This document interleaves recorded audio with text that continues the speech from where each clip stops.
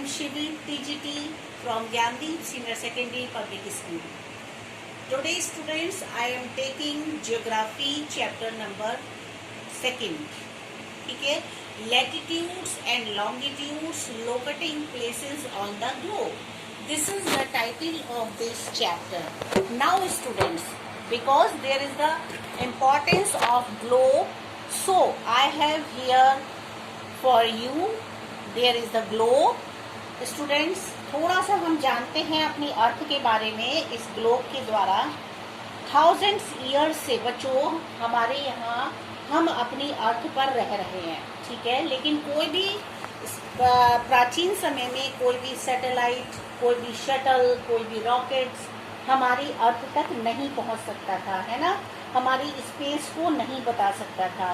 कोई भी रास्ता ऐसा नहीं था कि हम अपनी अर्थ को, प्लैनेट्स को डिफरेंट तरह से देख सकें। लेकिन धीरे धीरे हमने अपनी अर्थ को देखने के लिए जाना और उसको पहचाना, और फिर कॉन्टिनेंट्स, ओशियंस हम अपने किस तरीके से पर्टिकुलर डायरेक्शन में समझ सकें, ऐसा कोई भी जरिया नहीं था। धीरे धीरे एंशिएंट समय में ही ग्लोब का आविष्कार हो गया। और सबसे पहला जो ग्लोब था बेटा वो ग्रीक में बना था 150 BCE में, ठीक है। तो बच्चों ये हमारा ग्लोब है। अब क्वेश्चन आता है कि ग्लोब क्या होता है, व्हाट इज ग्लोब, आपके दिमाग में आता होगा। तो ग्लोब जो होता है बेटा, ये 3 डायमेंशनल मॉडल होता है अर्थ का, ठीक है। इसको 3 डायमेंशनल क्यों बोला है, क्योंकि देखिए ये इसकी लंबाई है, ये इसकी चौड़ाई होती है, इसके बाद ये कितना इस डायरेक्शन में है आपकी, ये तीनों जो चीजें होती हैं ये इससे मिलकर के इसको 3 डायमेंशनल बोला जाता है।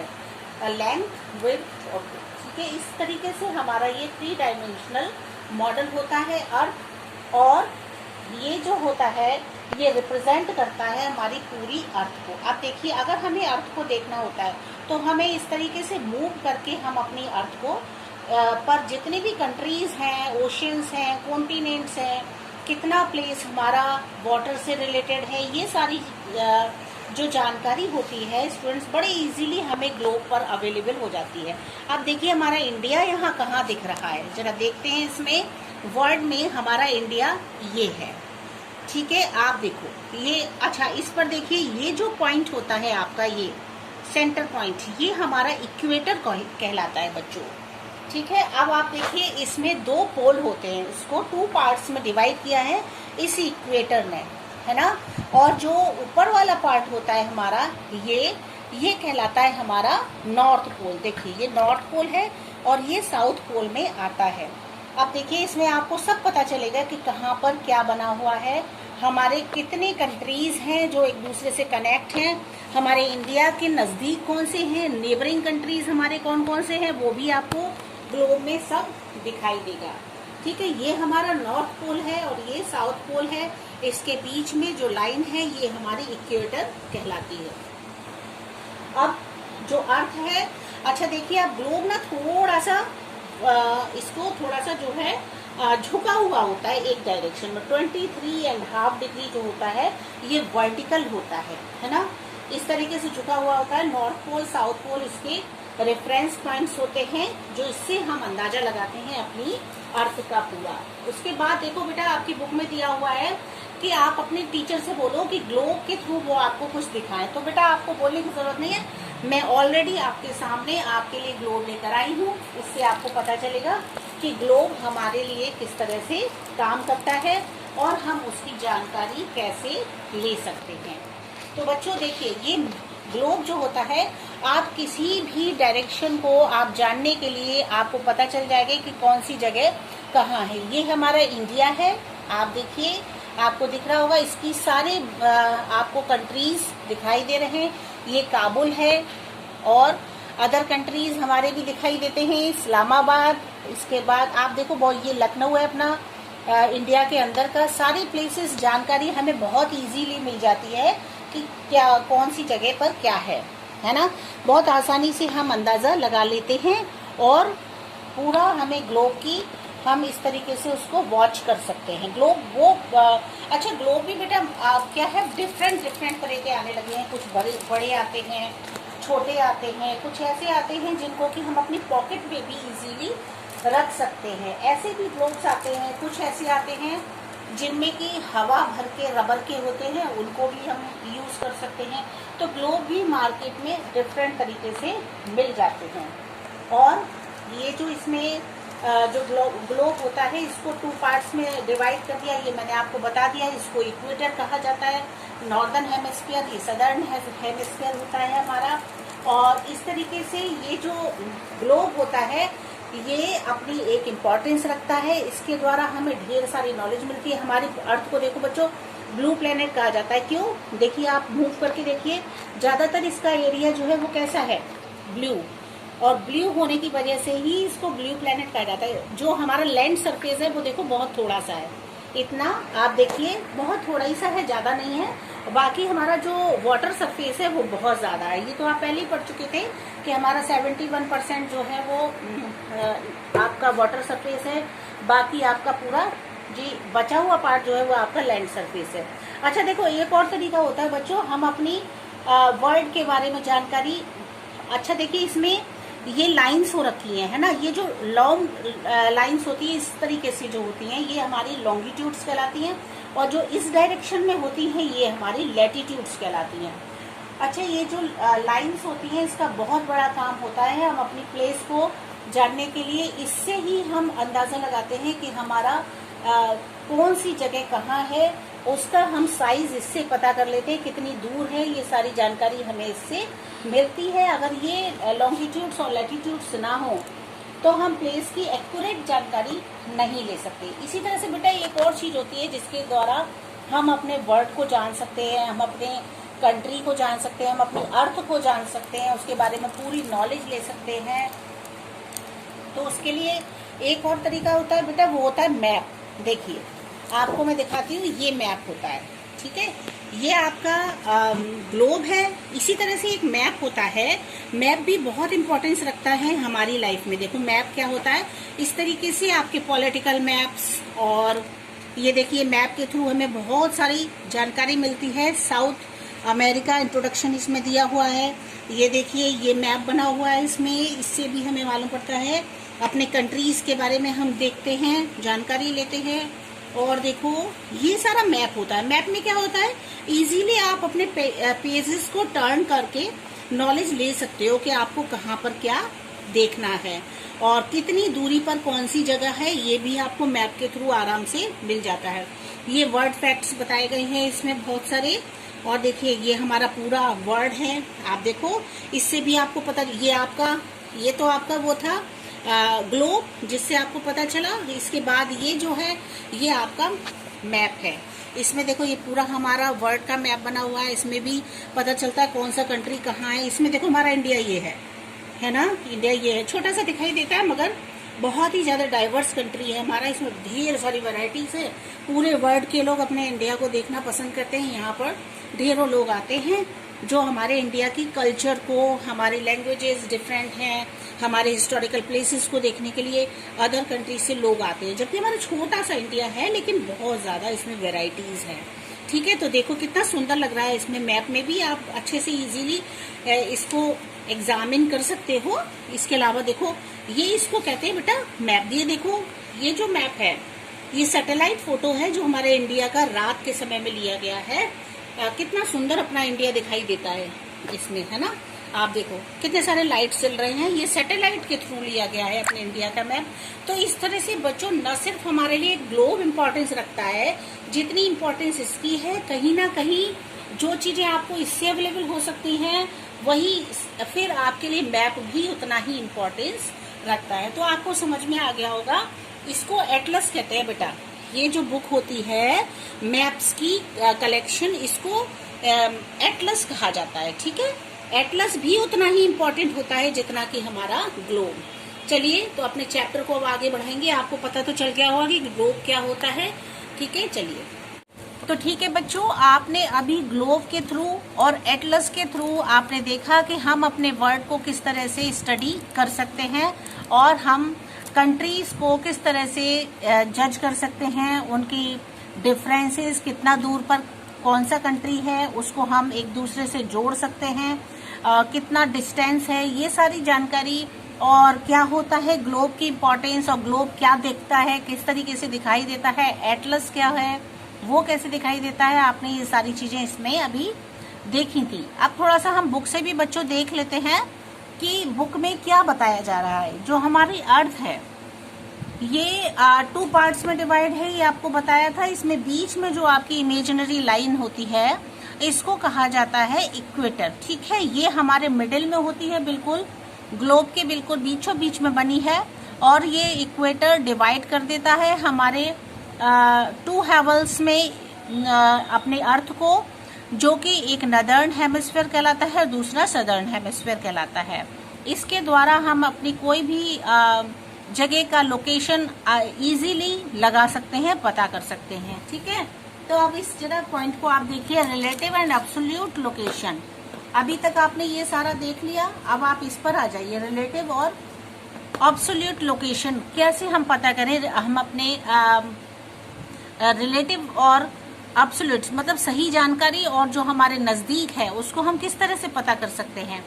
तो देखिए, relative location of a point on the earth surface, हमारा जो अर्थ का सरफेस है ना, अर्थ का सरफेस है मतलब ये पास जो होता है हमारा अर्थ का सरफेस, वो in relation to another place और नियर बाय लैंडमार्क्स, जो हमें लैंडमार्क के थ्रू पता चलता है। जैसे कि मीना का जो घर है नॉर्थ वेस्ट चेन्नई एयरपोर्ट पर है ना, और जबकि जो पुणे है, Pune is the south of Mumbai, Pune कहाँ है, मुंबई के साउथ में है ना। तो जो इसका रिलेटिव कंट्री हो गया, इसका सिटी हो गया, तो इस तरह से इसकी जो रिलेटिव होता है मतलब इससे बिल्कुल नजदीक होता है, उसका अंदाजा हम इजीली लगा लेते हैं।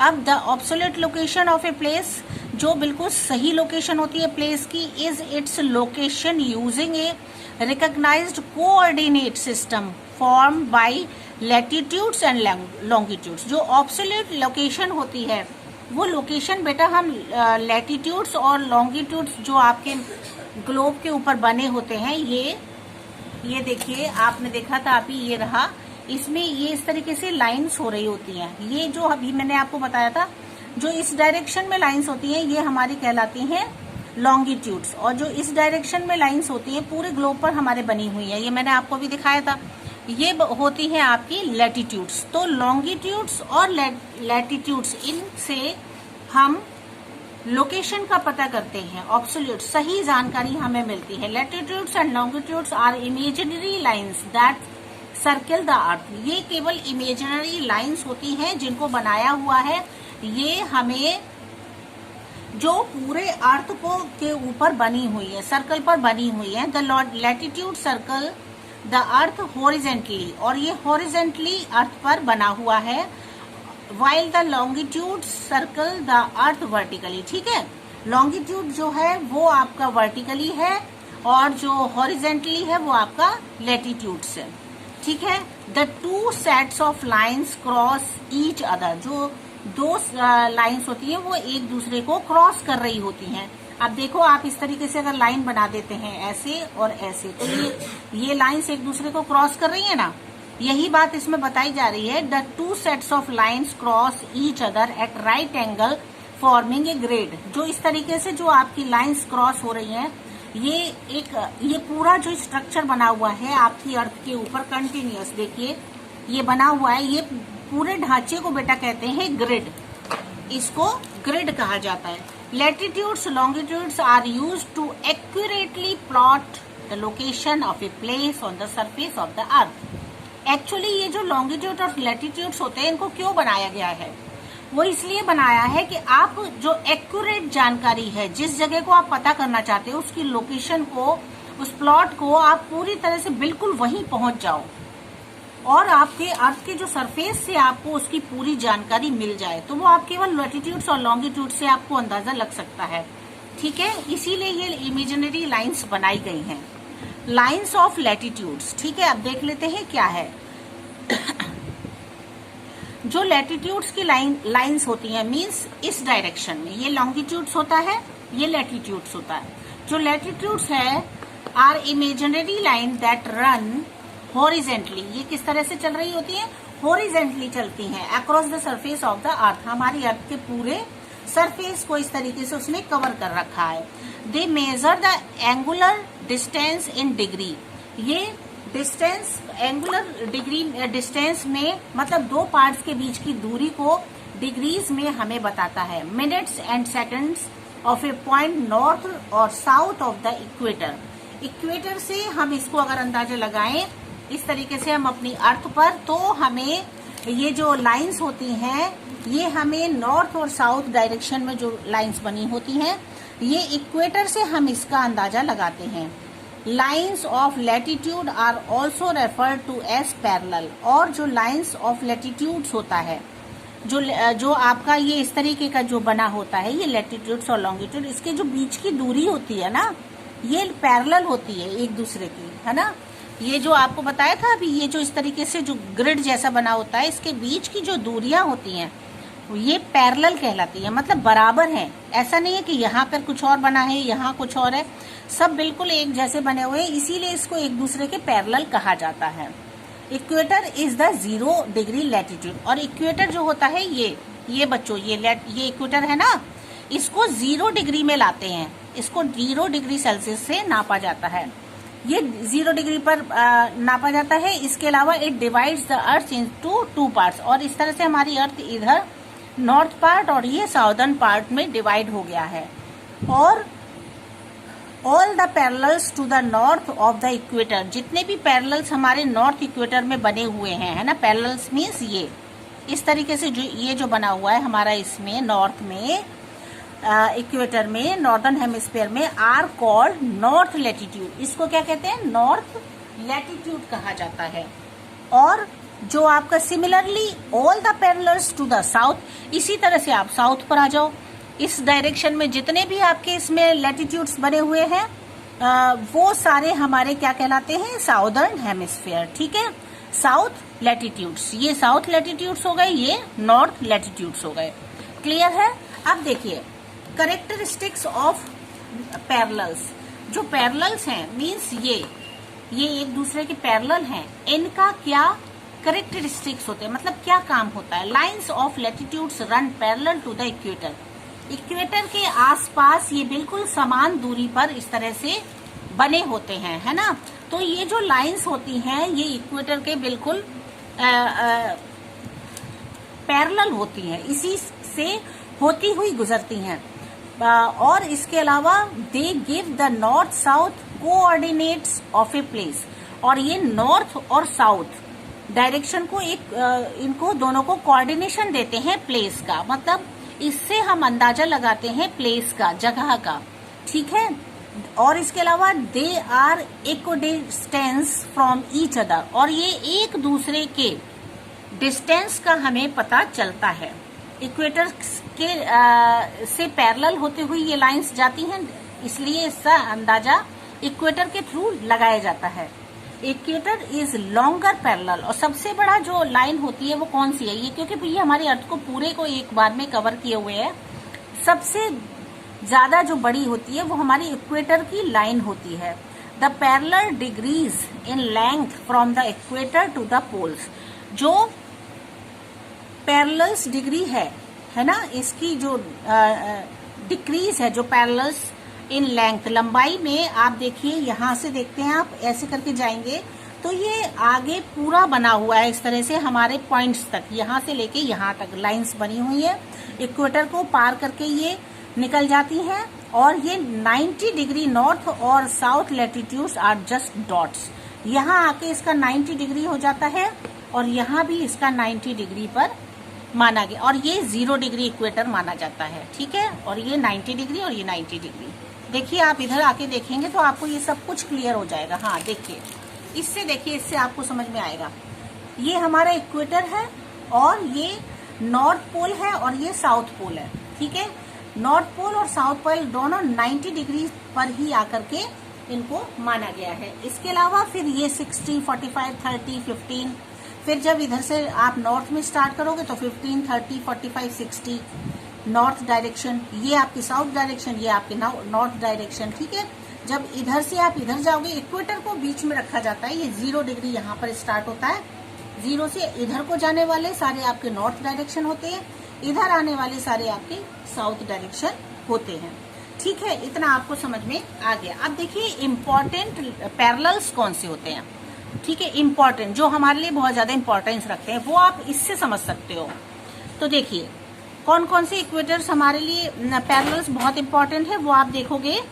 इक्वेटर और 0 डिग्री लैटिट्यूड, आपका जो इक्वेटर होता है ना, जो सेंटर पॉइंट में बना होता है, ये आपका क्या क्या है, ये रहा, थोड़ा सा तिरछी होती है ना, थोड़ी झुकी हुई होती है हमारा ग्लोब, तो उसको आपने ऐसे देखो, ये आपका इक्वेटर है। इक्वेटर आपका 0 डिग्री पर इक्वेटर में बना होता है। और इसके बाद the tropic of cancer, tropic of cancer देखिए किधर है, ये है tropic of cancer is at an angular distance of 23.5 degree north from the equator. ठीक है, ये हमारे ऊपर की साइड में है, ऊपर की बात कर रहे हैं हम अभी, तो ये 23.5 डिग्री नॉर्थ डायरेक्शन में जाएगा, ये ट्रॉपिक ऑफ सेंसर कहलाता है ये। फिर आप और ऊपर जाएंगे तो आप देखेंगे ट्रॉपिक ऑफ कैप्रिकॉर्न। अब आप थोड़ा नीचे आ जाइए, ऊपर अभी नहीं, अभी हम नीचे आते हैं इक्वेटर के नीचे, तो हम देखेंगे 23.5 डिग्री जो साउथ में आपका ट्रॉपिक ऑफ कैप्रिकॉर्न जगह है, जो इक्वेटर का के नीचे डायरेक्शन में आप आओगे तब आपका ये ट्रॉपिक ऑफ कैप्रिकॉर्न है और ये ट्रॉपिक ऑफ सेंसर है। ठीक है, तो आप ये जो इम्पोर्टेंट पैरेलल्स हैं वो आपको समझाए जा रहे हैं। मतलब देखिए आप इसमें कितने सारे पैरेलल्स बने हुए हैं, लेकिन इनमें भी हमने उनको ढूंढा है जो कि बहुत इंपॉर्टेंट हैं। ठीक है, फिर आप और आ जाइए आर्कटिक सर्कल की तरफ, तो आप देखोगे इधर आओ, ये है, ये आपका है आर्कटिक सर्कल जो है 66.5 डिग्री नॉर्थ, आर्कटिक सर्कल कहलाता है। और इसके बाद एंटार्कटिक सर्कल जो है वो हमारा यहाँ है साउथ में नीचे की तरफ, ये है आपका 66.5 डिग्री साउथ, ये हमारा आर्कटिक सर्कल कहलाता है। ये बेटा वो पॉइंट्स हैं, ये वो डिवाइडेशन है अर्थ के जो पैरेलल्स हैं जो हमारे लिए जानना बहुत जरूरी है, इम्पोर्टेंट पैरेलल्स कहलाते हैं। ये हमारा आर्कटिक सर्कल है, ये हमारा ट्रॉपिक ऑफ सेंसर में आता है, ये इक्वेटर है जो पार्ट बीच का, ये है आपका ट्रॉपिक ऑफ कैप्रिकॉर्न, ये हो गया आपका एंटार्कटिक सर्कल। ठीक है, तो इस तरह से हमने देखो कितने सारे आपके इसमें पैरेलल्स हैं, लेकिन इसमें से हमने केवल उन्हीं को निकाला है जो कि इम्पोर्टेंट है। उन पैरेलल्स की जानकारी हमने यहाँ से आपको, ये सन की रेजेस हैं जो हमारे अर्थ को लगातार इसके ऊपर पड़ती रहती हैं। ठीक है, जब हमारी ये अर्थ मूव होती है तो जो डायरेक्शन आपका जो फेस अर्थ का सन की ओर होता है वहां दिन होता है, और फिर मूव करके ये पोर्शन इधर आ जाता है इसका, तो सन के सामने आ जाता है, तो यहाँ दिन हो जाता है, यहाँ रात हो जाती है। और जब ये पोर्शन इधर आ जाता है तो इस जगह पर यहाँ दिन हो जाता है और यहाँ रात हो जाती है। इस तरह से कंटिन्यूअस सदियों सालों से बेटा ऐसे ही चला आ रहा है। अब देखो टेम्परेचर जोन्स ऑफ द अर्थ, कौन कौन से टेम्परेचर जोन्स हैं हमारे अर्थ के। वैसे मैं आपको ओरली बताती हूँ। हमारे देखो फ्रिजिड जोन, सबसे नीचे वाला पार्ट जो अर्थ का होता है इसको फ्रिजिड जोन कहते हैं, और ये फ्रिजिड जोन होता है। ये बीच का जो होता है ये टेम्परेट जोन होता है, यहाँ भी टेम्परेट जोन होता है, और जो यहाँ इक्वेटर पर होता है ये हमारा टोरिड जोन कहलाता है। ठीक है, इसके भी क्लाइमेट्स अलग अलग होते हैं, क्योंकि अर्थ के ऊपर सन की रेजेस पड़ रही हैं। जब सीधी सन की रेजेस जहाँ जाएंगी वहां ज्यादा गर्मी होती है, सन की रेजेस यहाँ कम पड़ती है, यहाँ कम पड़ती है, तो यहाँ कम गर्मी पड़ती है, यहाँ कम गर्मी पड़ती है। यहाँ हमारा कश्मीर है, हमारा यहाँ पर आपका वो है श्रीनगर है, हिमाचल प्रदेश, ये सारी चीजें हमारी यहाँ आती हैं। यहाँ कर्नाटक आता है, आपको बहुत सारी साउथ कंट्रीज आते हैं, तो यहाँ पर लगभग आपको 24 आवर्स बहुत अच्छा ठंडा मौसम रहता है, क्योंकि यहाँ पर सन की रेजेस सबसे कम आती हैं। यहाँ भी सन की रेजेस कम आती हैं, तो हमारा कश्मीर, हिमाचल प्रदेश, श्रीनगर, ये सारे हमारे ठंडे एरिया, हिल स्टेशन होते हैं। इन दिनों हमारे यहाँ कितनी गर्मी पड़ रही है, क्योंकि हमारी सन की रेज। तो ठीक है बच्चों, ये आपने इसके द्वारा बहुत सारी जानकारी ली। इसमें आपको सारे मैंने पैरेलल्स, इम्पोर्टेंट जो पैरेलल्स थे आपको उसके बारे में नॉलेज दी, और आपको बताया कि अभी आपका ये इनकम्प्लीट है जोन्स के बारे में, टेम्परेचर जोन्स ऑफ द अर्थ। इसको हम नेक्स्ट वीडियो में रिकॉर्डिंग में आपको देने वाले हैं। दोबारा से इसको लेके बैठेंगे और इसको समझेंगे कि ये क्या है, ठीक है। और इसके साथ बच्चों आप इसमें से क्वेश्चंस निकाल लेंगे। जो भी आप अभी तक पढ़ते आए हो, आपने इसका जो भी टॉपिक्स लिए हैं उसकी आपको क्वेश्चंस निकालने हैं, हार्ड वर्ड्स निकालने हैं, ठीक है। इस तरह से आप अपने इसको कंप्लीट कर लीजिएगा। ये चैप्टर आज आपका स्टार्ट हुआ है, यहाँ तक हो चुका है। इसको भी दोबारा से लेना है और इसको थोड़ा एक्सप्लेनेशन के साथ और ज़्यादा इसको समझेंगे कि आखिर what is the temperature zone of the अर्थ, ठीक है। तो फ्रिजिड जोन, टोरिड जोन और टेम्परेट जोन, इसके डिफरेंसेस को हम लोग समझेंगे क्या होता है और थोड़ा और इसमें जानकारी लेंगे, ठीक है। Okay students.